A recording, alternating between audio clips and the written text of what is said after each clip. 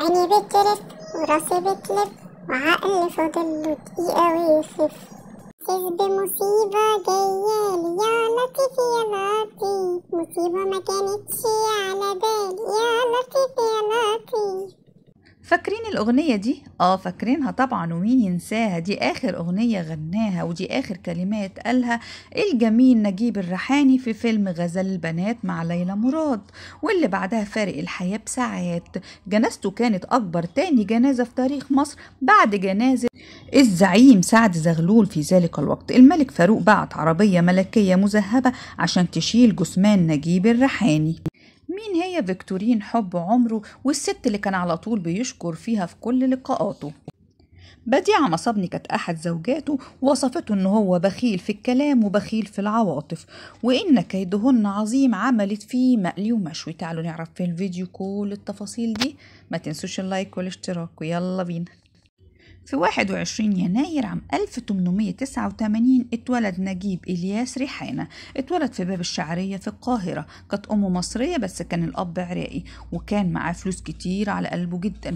كان نجيب الريحاني خريج مدارس الفورير، لكن فجأة يموت إلياس ريحانة والد نجيب الريحاني، ويتفاجئوا إن أبوهم كتب كل ثروته لبنت أخته. يقوم توفيق أخو نجيب الريحاني يشتغل ككاتب في المحكمة، وده عشان يصرف على العيلة. أما نجيب كمان فاشتغل ككاتب، ولكن كان حلم حياة نجيب هو التمثيل، واللي كان بيسيطر على عقله هو إنه يمثل وإزاي يقدر يوصل للممثلين. وده اللي خلاه يفضل ملازم القهوة اللي قدام مسرح أمين عطلة، لحد ما أمين خده وقال له تعالى أشغلك مع فرقة أخويا سليم في اسكندرية. أما سليم لما لقى أن نجم الريحاني غطى عليه خاف منه وطرده من الشغل، وأصبح عواطلي بدون شغل. أمه طردته بسبب شغله في التمثيل واتبرت منه كمان. لكن لما عرف أن جورج أبيض عمل فرقة تمثيل راح الريحاني يجرب حظه، وطلع على المسرح من هنا، والناس ماتت على الضحك من هنا، وراحوا بعديها طردوه وقالوا له أنت لا تصلح للتمثيل. قابل بعدها ستيفان روستي وروزا اليوسف وسليم عطلة وحسن فايق، وعملوا فرقة الكوميدي العربي اللي كسرت الدنيا. وكان بالذات بعد انضمام منيرة المهدية الفرقة كانت مكسرة الدنيا حرفيا. بعد فترة قرر نجيب الريحاني انه يسيب الفرقة، وجات له فكرة كشكش بيك، اللي برضو شخصية كشكش بيك هيكسر بيها الدنيا، ويقوم عامل مسرح لوحده، وخاصة كمان لما يتعاون مع بديع خيري وسيد درويش، وهيبقى جمهوره من ولاد الزوات. أول واحد كان من جمهوره كان سعد زغلول، اللي كان من أكبر محبيه. صيته سمع جدا لدرجة ان بقى له أعداء كتيرة جدا، بس هو كان متفوق عليهم، ما كانوش عارفين يعملوا معاه حاجة. بس كان أقصى اللي هم يعملوه انه كانوا بيروحوا يكسروا له المسرح، كانوا يروحوا يبوظوا له الحفلات. أعداؤه كانوا بيقولوا عليه ده وحش الكوميديا، هنروح منه فين؟ لكن نجيب الريحاني بقى فكر شوية وقال إنه هيجيب شوية بلطجية هو كمان، وبلطجية ببلطجية يقفوا قصاد بعض عشان يحافظ على المسرح بتاعه. في مارس 1919 لما سعد زغلول اتنفى لجزيرة مالطا، كان نجيب الريحاني عمل مسرحية العشرة الطيبة. أعداء النجاح بتوع نجيب الريحاني قالوا إن نجيب الريحاني عامل المسرحية دي بالذات عشان يقوم الناس على حكم الأتراك ويعمل بلبلة وقلق في البلد. المقربين من نجيب الريحاني قالوا له اهرب يا نجيب، الدنيا مقلوبة عليك وبيقولوا انك عميل وعميل للامريكان كمان. ما كدبش خبر وراح واخد نفسه وراح رايح على فرنسا. في فرنسا قابل الممثلة الفرنسوية لوسي ديفرني، وكانت وش السعد عليه، وكانت منظمة له الدنيا وسكرتيرة اعماله، وكمان اتجوزها، وكان الحب بينهم يا سلام كان فظيع. في يوم لوسي قالت لاختها تعالي عيشي معانا، وبالفعل أخت لوسي جت وقعدت معاهم وفي شقة نجيب الريحاني.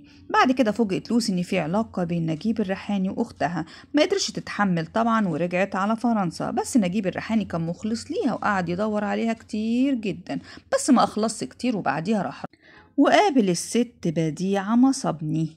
بديعة كانت هتتجنن وتتجوز نجيب الريحاني، بس هو ما كانش له مزاج وكان عمال.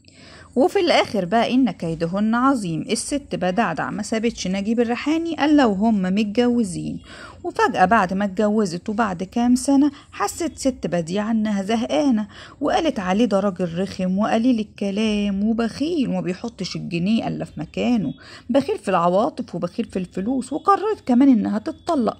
وحصل الطلاق، بس على مين؟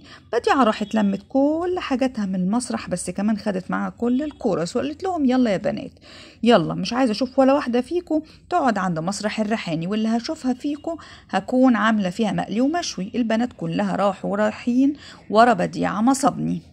قوم ايه بقى البنات لما مشيوا معاها المسرح وقع، بل كمان نجيب الريحاني اعلن افلاسه. يعني الست بديعة عملت في نجيب الريحاني مقلي ومشوي. ولانهم مسيحيين على المذهب الكاثوليكي فضلت بديعة في ذمة وفي رقبة نجيب الريحاني سنين وسنين، لدرجة انه سافر عشان ياخد موافقة البابا في ايطاليا، لكن البابا رفض.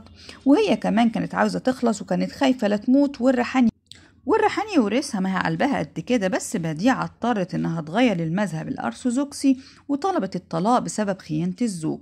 مين اللي ساعدها في الموضوع ده؟ نجيب الريحاني، ما هو كمان عايز يخلص من الشبكة اللي هو فيها. اتطلقوا بالفعل، ولأنه كان بيحب الستات موت فوقع في حب الرقاصة كيتي.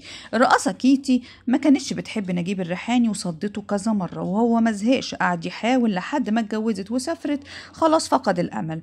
بعديها يقابل الريحاني 1930 حبه الأخير، الست فيكتورين اللي كان بيقول لها يا فيكو، اللي على طول كان بيجيب سيرتها في كل المحافل وفي كل اللقاءات، وما كانش بيفوت فرصة ألا ما يتكلم عن حنيتها وحبه ليها.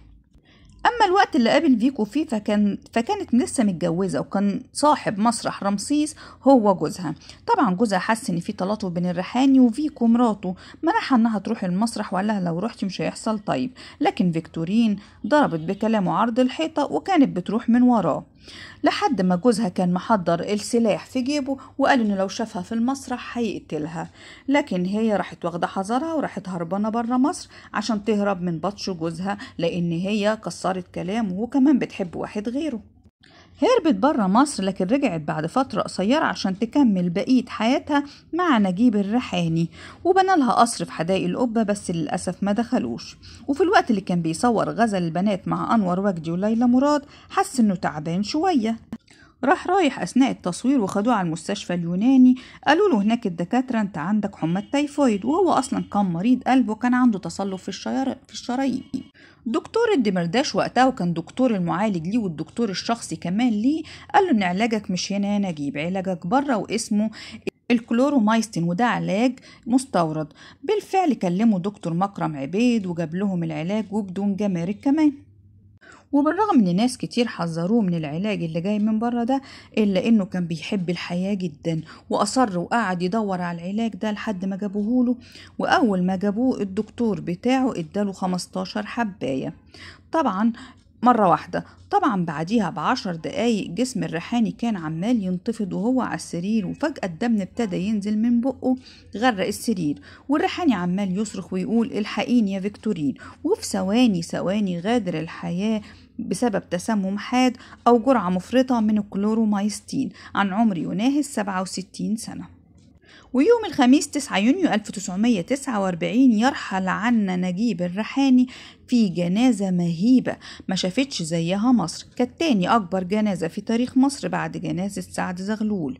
الملك فاروق بنفسه بعت مرسل ليه عشان يحضر الجنازة، كمان الملك فاروق بعت عربية ذهبية ملكية عشان تشيل جثمان نجيب الريحاني.